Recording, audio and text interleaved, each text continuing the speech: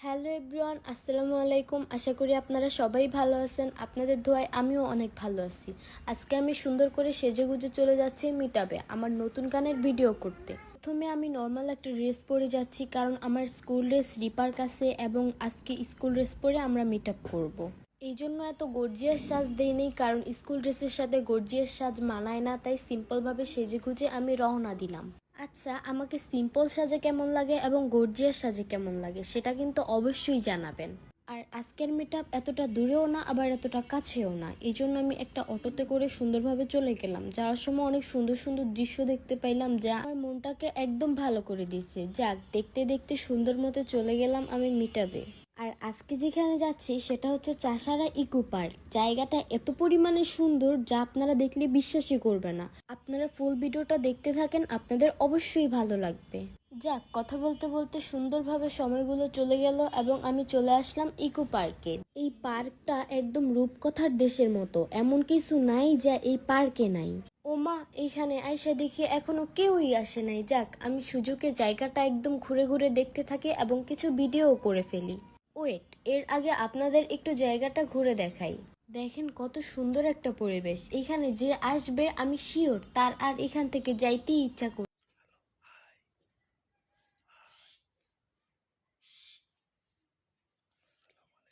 করবে না। এইখানে বড় একটা নাগরদোলনা আছে, আপনাদেরকে একটু দেখাই। দেখেন কত বড়, প্রায় 10 তলা বিল্ডিং এর সমান। যাক, আমি আমার একটা প্রমোশন ভিডিও আসছিল, এই জন্য এইটা এখানে করে নিলাম।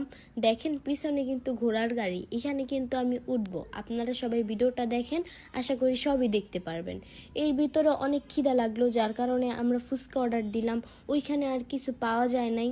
যাক, এইখানে বেশি দেরি করলো না, তাড়াতাড়ি ফুচকাটা দিয়ে দিল। আর এখানে আমি শুধু ফুচকা না, লাসি অর্ডার দিছিলাম, কারণ লাচ্ছিটা আমার খুব ভালো লাগে। আপনারা জিজ্ঞেস করতে পারেন ঠান্ডার ভিতরে লাচ্ছি কেন খাচ্ছি, আসলে সেদিন খুব গরম ছিল। এরপর হাঁটতে হাঁটতে একটু সামনে গিয়ে দেখি এখানে অনেক বড় একটা নদী আছে, এটার নাম কি আমি জানি না। সুন্দর করে হাঁটতে হাঁটতে আমি জায়গাটা দেখতেছিলাম। এখানে অনেক বড় বড় লঞ্চ আছে, যার উপর আমার উঠতে ইচ্ছে করতেছিল, কিন্তু আমি উঠে কই যাব বলেন। যতই বড় হই, ছোটবেলার সেই ছোট ছোট অভ্যাসগুলো কি কখনো দূর করতে পারবো বলেন। দেখেন, পার্কে গিয়ে আমার ছোট ভাইয়ের সাথে আমিও ঘোড়ায় উঠে পড়লাম। অনেক ভালো লাগতেছিল, ছোটবেলাকে খুব মিস করি। আপনারা কে কে আমার মতো ঘোড়ায় উঠতে পছন্দ করেন অবশ্যই কমেন্ট বক্সে জানাবেন। স্কুল জীবন প্রথম প্রেমে তুই ছিলি আপন।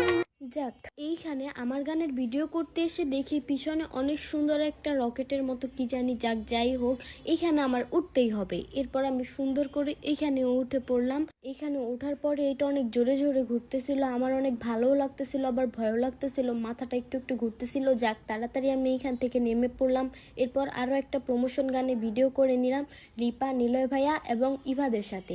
তারা সবাই একটু আগেই আসছিল, আপনাদেরকে বলতে পারি নাই। যাক, এখন দেখেন, এমন অনেক ভিডিও করলাম। এরপর সবার পেটে ইঁদুর দৌড়াদৌড়ি করতেছিল খিদায়। তারপর আমরা চলে আসলাম চাষারা ভাইরাল একটা জায়গায়। এখানে অনেক সুন্দর সুন্দর খাবার পাওয়া যায়, হাজার হাজার মানুষের ভিড়।